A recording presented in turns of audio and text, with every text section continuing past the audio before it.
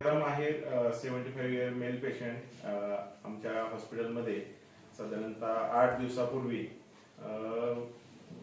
पूर्ण डोळ्याची ताकद गेलेली आणि खूप असं त्यांना दम लागत होता आणि बऱ्याच ठिकाणी ते 2-3 हॉस्पिटलला ट्रीटमेंट घेऊन आमच्याकडे शेवटी आले आणि त्या आल्यानंतर आम्ही त्यांचं निदान करण्याचा पहिला प्रयत्न केला की त्याचं निदान झालं तर मग ट्रीटमेंट व्यवस्थित होईल. कारण 2-3 ठिकाणी थोडंसं निदानाचीच थोडंसं हे झाल्यामुळे आम्ही निदानावरती भर दिला आणि त्यांचं एक bilateral bronchopneumonia with viral parotitis with ocular myopathy असे एक आम्ही त्यांचं निदान केलं.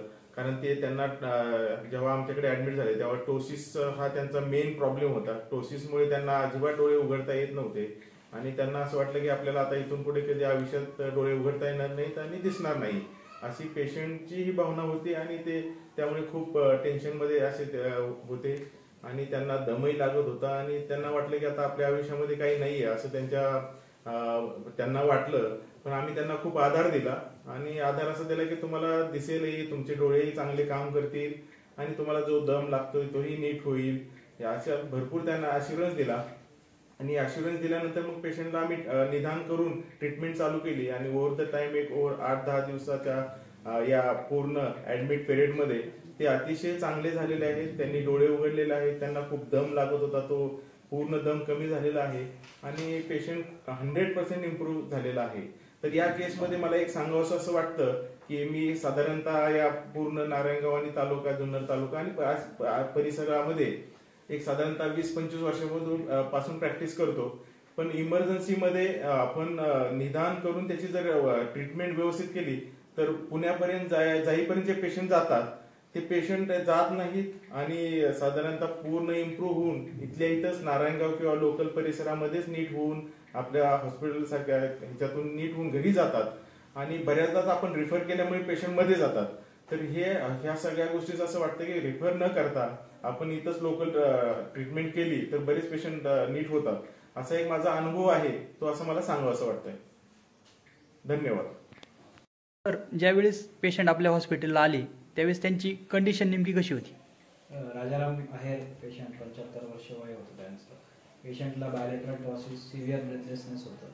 सॅच्युरेशन त्यांचं रूम एअरवरती 78% होतं.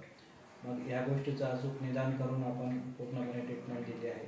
पेशंट आता एकदम स्टेबल आहे आणि आता आपण आज पेशंटला डिस्चार्ज करतो. नमस्कार, माझे मामा राजाराम आहेर गुंडेवाडी खामगाव जुन्नरच्या पश्चिम पट्ट्यात राहिला आहेत. रविवारी त्यांना छातीत थोडंसं दुखायला लागलं, त्यामुळे त्यांच्या मुलाने त्यांना जुन्नरला डॉक्टरकडे, त्यांच्या फॅमिली डॉक्टरकडे घेऊन आले. डॉक्टरांनी त्यांना ECG केल्यावरती त्यांना असं लक्षात आलं की थोडी क्रिटिकल कंडिशन आहे.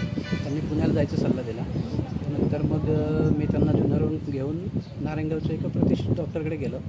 तर त्यांनी तसा सल्ला दिला की तुम्ही पुण्याला जा, क्रिटिकल कंडिशन आहे. आणि आम्ही पुण्याला न जाता मग एक मल्टी स्पेशालिटी हॉस्पिटल आहे नारायणगावमध्येच, त्यांच्याकडे ॲडमिट केलं. त्यानंतर त्यांनी एक दिवस ॲडमिट केल्यावरती त्यांनाही लक्षात आलं की हे क्रिटिकल कंडिशन आहे, इथे होऊ शकणार नाही. त्यांनी आम्हाला पुण्यालाच जायचा सल्ला दिला. तर आम्ही एका आमच्या डॉक्टर मित्रांच्या सल्ल्यानुसार डॉक्टर भोसले यांच्याकडे ॲडमिट केलं त्यांना. तर भोसले डॉक्टरांकडे आल्यावरती आम्हाला ट्रीटमेंट फार चांगली भेटली. त्याच्यानंतर त्यांचं मार्गदर्शनही खूप मोलाचं भेटलं आणि पेशंट आज आमचं व्यवस्थित आहे. आज डिस्चार्जच्या परिस्थितीत आहोत आम्ही.